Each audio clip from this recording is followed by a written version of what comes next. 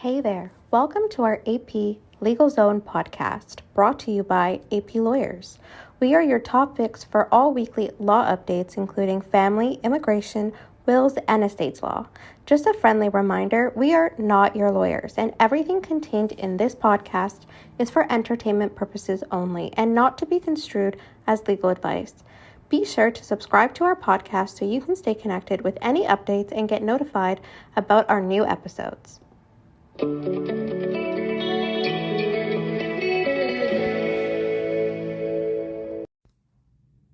Hello, I'm Angela Princewill. And I'm Sherine Abdi. And our topic today is settlement conferences. Sherine, what can you tell us about settlement conferences? Well, a settlement conference would come after you've had a case conference or multiple case conferences, depending on the procedure that you're in or the court's recommendation at the time. But there's several purposes of a settlement conference. The most ideal purpose is to really get you guys closer to a final resolution, if not a final resolution. So the first really situation is to explore and narrow down the issue. So if there's an outstanding issue that you have to resolve, the court would help either give you directions or guidance in really resolving those issues. For example, if there's outstanding disclosure that needs to be made or an issue that needs to be hammered down a little further with expert evidence and things like that, you guys would explore that. Yeah, and usually at settlement conferences, the judge would give you their opinions as to the outcomes or what they think could be the likely outcome of your case, because if the matter doesn't settle at that stage, then obviously you're looking at a trial management conference, which is really, for the most part, you're heading to trial. You're one step closer to trial. It's just the simplest way that I can say that. So if you've already, as Sherine said, for you to be at the settlement conference stage, you already did the case conference. We do have a podcast on case conferences. So if you haven't had a case conference yet, you want to start there, you would never just jump to a settlement conference. Chances are you will have to have a case conference. So at the settlement conference as well, there's a conversation is now had about things like expert evidence, right? The judge has tried to narrow the issues. They've helped you guys explore chances of settling. And if that's not working, they're looking at things like your disclosure obligations. And then obviously they're going to look at what sort of evidence you're going to require if this matter goes to trial. And then they, would explore that with you. If there's any admissions that would be made, that have been made or that can be made to simplify the case, they'll talk about that with you. And then, I did mention already how the judge would give you their views on the case. And really they would just help you sort of with any ways that can help you settle your case, because really it is what it is, a settlement conference, right? At the end of the day. I find that I don't do sort of too much the identifying of witnesses and things like that. I find that in my practice personally, I find that we don't talk about that too much at the settlement conference stage. What has been your experience? I have to agree. I think those issues would either be explored early on, if that's very relevant, or maybe at a later stage. I find for me, they mostly happen at a later stage, usually when we're coming to the TMC, but really, if you're going to be relying on, expert witnesses and things like that, then you want to kind of be prepared. There's advantages to being, prepared with these things at the TMC stage, because you might have a witness that you think, is going to just be the, slam dunk. Like with that one witness, issues are settled. And if you wait until the trial management conference to deal with that, and depending on the judge that you have, you may not get as valuable an input as you would get at a settlement conference. So you want to come prepared, let them hear what that witness is going to testify to. And especially if you're self-represented, you may find out that the witness you're calling is really not relevant to any of the issues that are going to trial. So, again, how much time would that witness need? How would their testimony be provided? Things like that. You want to maximize. I'm a firm believer in maximizing conferences, because a lot of family law matters settle, and it's just more cost effective if you're better prepared and you can really get the judge's input and settle quickly sooner rather than later. And there's no other ways rather than just making sure that you come prepared and have an opportunity for the judge to give you their comments on your case. Yeah, and I think it's actually important because at a settlement conference, even part of your materials is that you must provide an offer to settle. Good So one. on your best, you usually it's supposed to be a reasonable offer to settle. Yes. And the judge would provide the recommendations on whether or not they believe that it's a good offer. And I think that's very important because it's telling on how, if they were the deciding factor in that case, how they would kind of view the issues. And I think that's important. Obviously, at a settlement conference, it's not a trial, so they wouldn't hear all of the evidence, but at the same time, it's very, I think, helpful. Yeah, it is helpful to at least hear their views, and that's why it's clearly recommendations because they recognize that they don't have all of the evidence, but sometimes it's the cost of proving that you're right is sometimes not worth it. So if you put a reasonable offer forward, then the judge might be able to use that as a basis to kind of narrow the issues, get the other side to compromise. And you did touch on something earlier, Sherine, that I think is very significant. It is a conference. It's not trial. Just like case conferences, your judge at the settlement conference is not going to make the other side accept your offer. And, everyone does this. You think your offer is better. You're wondering why the other side just wouldn't accept your offer.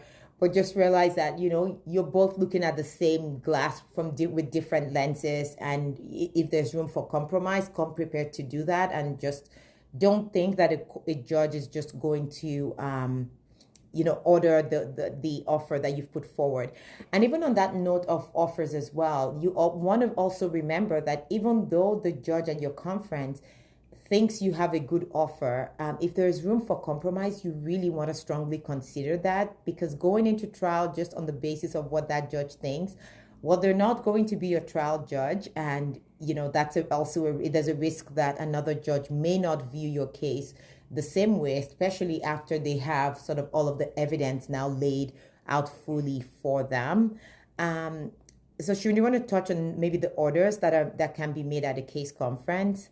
I'll start off with, disclosure. Yes, disclosure is the most important. Always, and I think it's interesting to me when we're still talking disclosure at the settlement conference stage, and we do have this conversation, so I don't want to sound high and mighty and on my own high horse there. It does happen, but really by the settlement conference stage, we should not be dealing with disclosure issues. It should be more of a question. It should be a question of how would the law apply to these, this disclosure that we have. If we're looking at, an asset and how it should be treated, it shouldn't, at the settlement conference stage, you don't want to be dealing with, do I produce or should he or should I produce this, disclosure? It should be provided, and then you should be talking about how it would be dealt with, right? The substantive issue, not just the disclosure. And if you're unsure, please remember, we have podcasts on this issue. Go listen for how the courts treat disclosure. You do have an obligation, full and frank disclosure. It doesn't matter if you think it's irrelevant or whatever, just produce it, and then it can be excluded, it can be deemed irrelevant, but you'll save yourself a lot of time and grief if you kind of move past the disclosure. Disclosure is very important. I mean, I think also judges at that stage don't enjoy having, a comprehensive disclosure request, because it's expected that parties, whether or not they're self-represented, either prepare requests for information prior to, and at that stage, we're just looking at settlements. I also wanted to just touch on, before we touch on orders, at the settlement conference stage, if there is property, you would be required to also produce a net family. That's exactly what I wanted to talk about when we're saying disclosure. I was going to say, because you need to have your net family property statement at that stage. You can't. How would you have a net family conference without, especially if there's property and there's a dispute about property, then the court's going to want to see a net family property statement. And if each party's produced a net family property statement, then either a comparison of both of those net family property statements, so the judge can really hone in on how far apart, if there's an issue between someone saying an asset's worth $300,000 and seeking a deduction on something, whether or not that's appropriate on the legal principle too, right? So the judge would provide their recommendations, and it would be very imperative to get those recommendations, I believe. But additional orders that can be made are setting timelines. So, of course, for disclosure, for anything else that needs to take place, for witnessing, for questioning either party, questioning a witness, and setting timelines to move the matter along. Yep. We had touched on experts earlier, so the judges could make an order regarding expert evidence. They would make, I guess in short, they will make procedural orders. They would make orders that are necessary to move the matter to the next step. They will not make any final orders except it's on consent. Unless it's, they could also make an order for cost if someone is unprepared for a conference, and they can do that. They have the right to do that at any conference. Mm-hmm. They also have the right to reserve cost for when your matter is disposed of and you're hearing the issue of cost.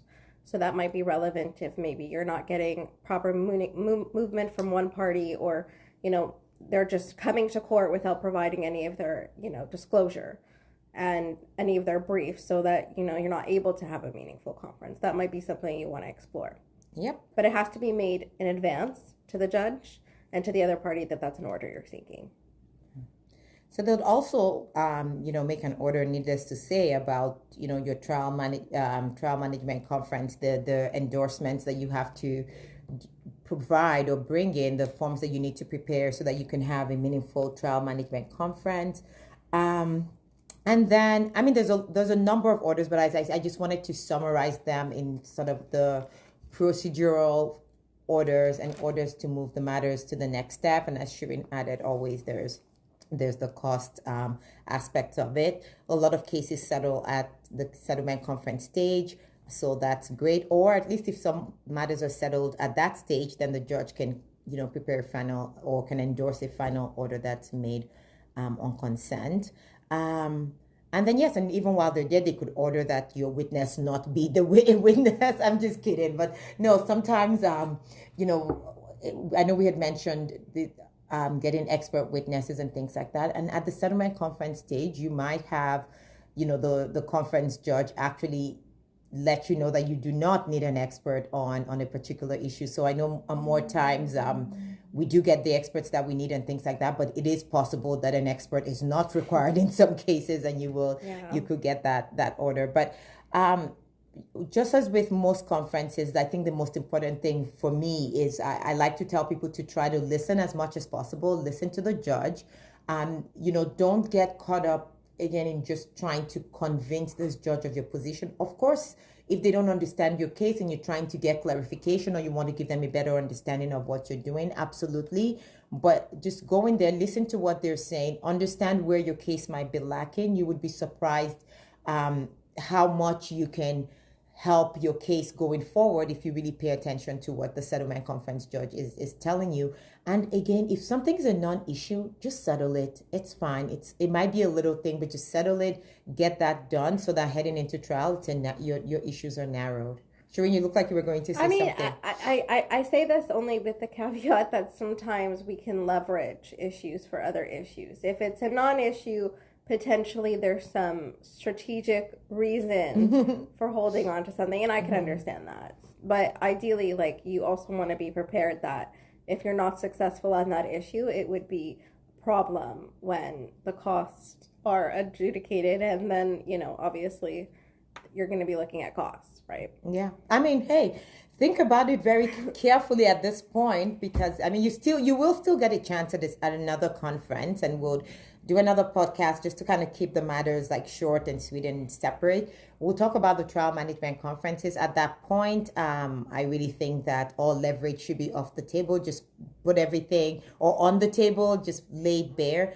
But I love, as I said, settlement conferences, because a lot of matters do get to settle at that stage. And if you don't, and it looks like you're close enough, sometimes a judge could bring you back for another settlement conference. But usually the normal course of events would be for you to be proceeding to some kind of trial management conference. And so I'm not sure if you have anything else to add on this subject. I think that's everything. All right, that's it for today. And thanks for listening. And we'll be back again soon. Bye. Bye. Thanks for listening and joining us in the AP Legal Zone. We hope you enjoyed this episode.